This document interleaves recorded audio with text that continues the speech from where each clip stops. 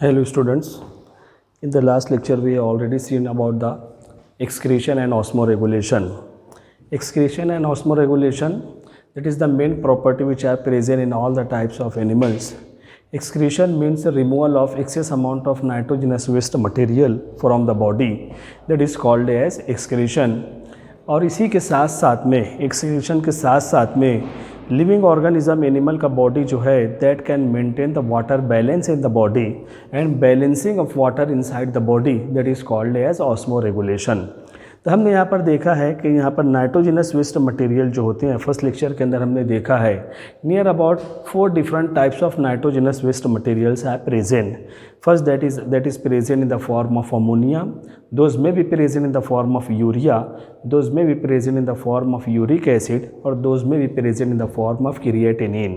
इस तरीके से 4 टाइप के जो है यहाँ पर नाइट्रोजनस वेस्ट मटेरियल हैं जो अलग अलग डिफरेंट टाइप्स ऑफ एनिमल जो हैं उनके ज़रिए से उसका जो है सिक्रीशन यहाँ पर जो है होता है. अब यहाँ पर हम देख रहे हैं, अगर ह्यूमन का हम यहाँ पर देखते हैं, ह्यूमन बीइंग को अगर हम यहाँ पर देखते हैं तो हमारे बॉडी से जो नाइट्रोजनस वेस्ट मटेरियल जो एलिमिनेट होते हैं those are present in the form of urea.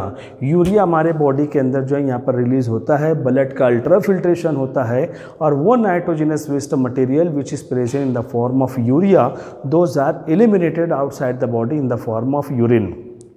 तो इस तरीके से डिफरेंट टाइप्स ऑफ एनिमल जो होते हैं उनके ज़रिए से यहाँ पर nitrogenous waste material those must be removed outside and this process that is called as excretion process. इसी के साथ साथ में यहाँ पर अभी चैप्टर के अंदर हम देखेंगे एट सर्टन इंटरवल थोड़े थोड़े यहाँ पर जो डिस्टेंस पर जो नेफ्रॉन होते हैं वहाँ पर वाटर का रीएब्सॉर्प्शन यहाँ पर होता है. तो maintenance of water in the body that is called as osmoregulation. तो ये 2 प्रोसेस ऐसे हैं जो कि साइड बाय साइड साथ साथ में यहाँ पर जो है चलते रहते हैं. तो इस तरीके से हमने यहाँ पर इसको देखा है. अब यहाँ पर हम देखते हैं जितने भी यहाँ पर हम देखते हैं जो नाइट्रोजनस वेस्ट मटेरियल हैं उसके अंदर क्रिएटिनिन जो है यहाँ पर देखा जाएगा 0.00 सम परसेंटेज के अंदर यहाँ पर होता है. थोड़ा सा भी इसके अंदर फ्लक्चुएशन अगर यहाँ पर होता है तो that directly affect on the function of the kidney.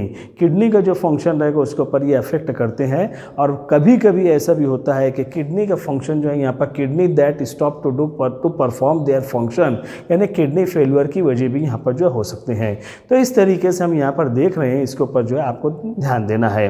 अब अभी इस चैप्टर के अंदर हम यहाँ पर जो हम देख रहे हैं एक्सक्रीटरी ऑर्गन, यहाँ पर हम देखते हैं एक्सक्रीटरी ऑर्गन जो होते हैं उसके ज़िम्मे क्या काम होता है. एक्सक्रीटरी ऑर्गन के ज़िम्मे जो काम होता है they are responsible to maintain homeostasis and osmoregulation. यानी यहाँ पर जो homeostasis they are responsible to maintain the internal environmental condition of the body. हमारे बॉडी का जो इंटरनल एनवायरमेंटल कंडीशन है उसको कांस्टेंट रखना है, उसको मेंटेन रखने के लिए जो एबिलिटी लिविंग ऑर्गेनिज्म के अंदर प्रेजेंट होती है that ability that must be called as homeostasis. और इसी के साथ साथ में maintenance of water in the body भी किया जाएगा, वो भी ऑस्मोरेगुलेशन होते हैं. So this is called as main functions of the excretory organ. Different types of living organism के अंदर जो भी एक्सक्रीटरी ऑर्गन है दे परफॉर्म डुअल फंक्शन. पहला फंक्शन रहेगा maintenance of internal environmental condition और दूसरा है maintenance of water in the body. इस तरीके से these 2 functions that can be perform by excretory organ of the living organism. उसकी एग्जाम्पल यहाँ पर दी गई है. For example marine bird. Marine bird यहाँ पर जो सी वाटर के अंदर यहाँ पर जो बर्ड्स होते हैं उनके अंदर सॉल्ट ग्लैंड होता है, क्योंकि जब वो भी फिशेस को कैच करते हैं, पकड़ते हैं, प्रे करते हैं तो उसके बाद वो सॉल्टी वाटर जो यहाँ पर उनके बॉडी के अंदर जाएगा. अब जब यहाँ पर सॉल्टी वाटर उनके बॉडी के अंदर जाएगा तो बॉडी के अंदर तो सैलिनिटी बढ़ जाएगी. लेकिन ये देखा गया है naturally marine bird they are having the salt gland. Salt gland यहाँ पर मौजूद होते हैं नियर देयर नॉस्ट्रिल. जो यहाँ पर उनके नॉस्ट्रिल होते हैं, जो बीक होता है वहाँ पर जो सॉल्ट ग्लैंड मौजूद होते हैं. जो एक्सेस अमाउंट ऑफ सॉल्ट जो उनके बॉडी के अंदर जमा होते हैं वो नॉस्ट्रिल के जरिए दोज आर रिमूव्ड आउटसाइड. तो इस तरीके से यहाँ पर मरीन बर्ड के अंदर होम्योस्टेसिस को मेंटेन करने के लिए यहाँ पर सॉल्ट ग्लैंड जो है यहाँ पर पाए जाते हैं. ये कंडीशन उनके अंदर जो है पाई जाती है. दूसरी एग्जाम्पल हम यहाँ पर देख रहे हैं. फॉर एग्जाम्पल यहाँ पर जो है टर्टल है. टर्टल के अंदर भी यहाँ पर जो है मरीन वाटर वाटर के अंदर टर्टल जो पाए जाते हैं, सॉल्ट बैलेंसिंग ग्लैंड्स इनके अंदर भी मौजूद होते हैं, जिसकी वजह से दे maintain their salinity of their body, उसको जो है यहाँ पर बॉडी की सैलिनिटी को मेंटेन करने के लिए वो जो है रिस्पॉन्सिबल होते हैं। तो इस तरीके से यहाँ पर अभी हमने देखा है what are the functions of excretory organ.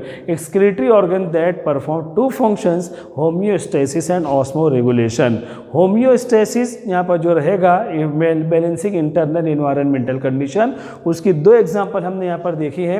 Marine bird salt glands are present, और इसी तरीके से टर्टल के अंदर भी सॉल्ट बैलेंसिंग ग्लैंड्स यहाँ पर पाए जाते हैं, जिसकी वजह से ये एनिमल जो होते हैं अपने होम्योस्टेसिस को मेंटेन करने के लिए जिम्मेदार यहाँ पर पाए जाते हैं। ये हमारा हो जाता है। उसके बाद अगला टॉपिक हमारा जो है, अगर एक्सक्रीशन के बेस पर या होम्योस्टेसिस वगैरह को अगर हम देखते हैं तो उसके बेस पर लिविंग ऑर्गेनिज्म की कितनी टाइप होती है। ये लिविंग ऑर्गेनिज्म के अंदर पाई जाने वाली एबिलिटीज़ हैं जो उनको जो है सक्सेसफुल लाइफ की तरफ यहाँ पर आगे बढ़ाते हैं। तो टाइप्स ऑफ ऑर्गेनिज्म के अंदर पहली टाइप यहाँ पर जो होती है ऑस्मो कन्फॉर्मर्स। ऑस्मो कन्फॉर्मर्स जो होते हैं ये ऐसे, these are the group of animals which are having same concentration outside and inside the body. ये ऐसे लिविंग ऑर्गेनिज्म का ग्रुप होता है जो यहाँ पर same concentration inside the body and outside the body, body का इंटरनल इन्वायरमेंटल कंडीशन और outside the body external environmental condition, दोनों तरफ का कॉन्सेंट्रेशन जो है यहाँ पर सेम होता है। तो ऐसे तमाम के तमाम जो लिविंग ऑर्गेनिज्म हैं, their group that must be called as osmoconformers, उसको जो है यहाँ पर कहा जाएगा। और उसकी एग्जांपल है marine organism. Marine water organism जो यहाँ पर पाए जाते हैं, तो यहाँ पर उनके बॉडी के अंदर outside and inside the body same concentration यहाँ पर है। तो those are the example of osmoconformers. उसी तरीके से यहाँ पर हम देखते हैं ऑस्मो रेगुलेटर्स जो होते हैं। Osmo regulators, internal environmental condition is not dependent on external environmental condition. कोई लेना देना नहीं, अंदर का इन्वायरमेंटल कंडीशन अलग है, बाहर का कॉन्सेंट्रेशन अलग है, लेकिन एनिमल के बॉडी के ऊपर किसी भी किस्म का कोई फर्क यहाँ पर पड़ने वाला नहीं है। तो इसको कहा जाता है if internal environmental condition of the animal body that is not dependent on external environmental condition, such condition that must be called as osmoregulators, उसको जो है यहाँ पर कहा जाएगा। और इसकी एग्जांपल जो होती है fresh water and terrestrial organism.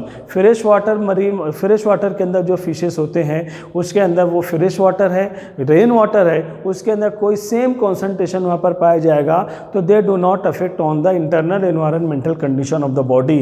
दूसरे यहाँ पर टेरेस्ट्रियल एनिमल हैं, टेरेस्ट्रियल ऑर्गेनिज्म, उसकी एग्जाम्पल हम भी है। हमारे बॉडी का जो भी इंटरनल एनवायरमेंटल कंडीशन है that is not dependent on external environmental condition. दोनों अपनी अपनी कंडीशन यहाँ पर जो है मेंटेन रखते हैं और हम उसके ऊपर डिपेंड नहीं होते हैं कि बाहर का कॉन्सेंट्रेशन क्या है, अपने आप को मेंटेन करना पड़े।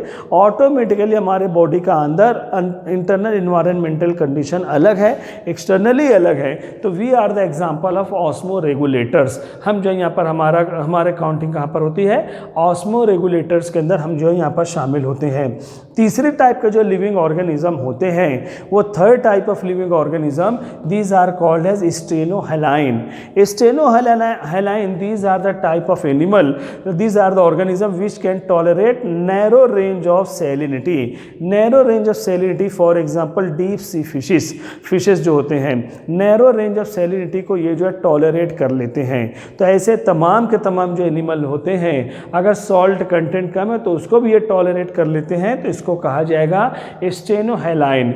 और इसके अपोज में जो दूसरी टाइप पाई जाती है दैट इज कॉल्ड है euryhaline. These are the organism which can tolerate broad range of salinity. अगर यहाँ पर जो है बहुत ज़्यादा भी अगर सैलिनिटी है ये उसको टॉलरेट कर लेते हैं, उनके बॉडी के अंदर कोई फ़र्क नहीं पाया जाएगा। तो ऐसे तमाम के तमाम जो लिविंग ऑर्गेनिज्म है उनको यूरेहेलाइन कहा जाएगा। और इसकी एग्जाम्पल जो यहाँ पर होती है बार्नेकल्स जो होते हैं, ये बहुत ज़्यादा भी अगर सॉल्ट कंटेंट बढ़ जाए मरीन वाटर के अंदर, सी वाटर के अंदर, तो भी उसको जो है टॉलरेट करने की एबिलिटी इनके अंदर जो है यहाँ पर मौजूद होती है। इस तरीके की कंडीशन उनके अंदर जो है यहाँ पर पाई जाती है। तो ये हमारा हो जाता है, ये भी का हमारा लेक्चर है। पहला पार्ट जो हमने यहाँ पर देखा है वो है यहाँ पर what are the role of excretory organ. तो एक्सक्रीटरी ऑर्गन के जो रोल हैं वो डुअल रोल यहाँ पर पाया जाएगा। पहला जो होता है यहाँ पर हम देख रहे हैं उसको कहा जाएगा यहाँ पर जो है होम्योस्टेसिस और ऑस्मोरेगुलेशन है। इसी के बेस पर यहाँ पर लिविंग ऑर्गेनिज्म जो एनिमल की टाइप होती है, एक्सक्रीशन और ऑस्मोरेगुलेशन के बेस पर वो 4 टाइप के लिविंग ऑर्गेनिज्म हैं। ऑस्मो कन्फॉर्मर्स हैं, ऑस्मोरेगुलेटर्स हैं, स्टेनोहाइलाइन है और यूरीहाइलाइन है। तो इस तरीके से यहाँ पर जो है इसका आपको जो स्क्रीनशॉट ले लेना है। ये जितने भी अपने लेक्चर हो रहे हैं इसको कम से कम 2-3 मरतबा जो है दिन भर में आपको देखना है। 1 बाय 1 ये चैप्टर जो हम यहाँ पर आगे बढ़ाते हैं, बहुत ही ज़्यादा तवज्जो देना है। किसी भी किस्म का अपने पढ़ाई को पर जो है कोई नुकसान नहीं होना चाहिए। तो इसको जो है यहाँ पर आपको ध्यान रखना है। स्क्रीनशॉट ले लो। Thank you very much.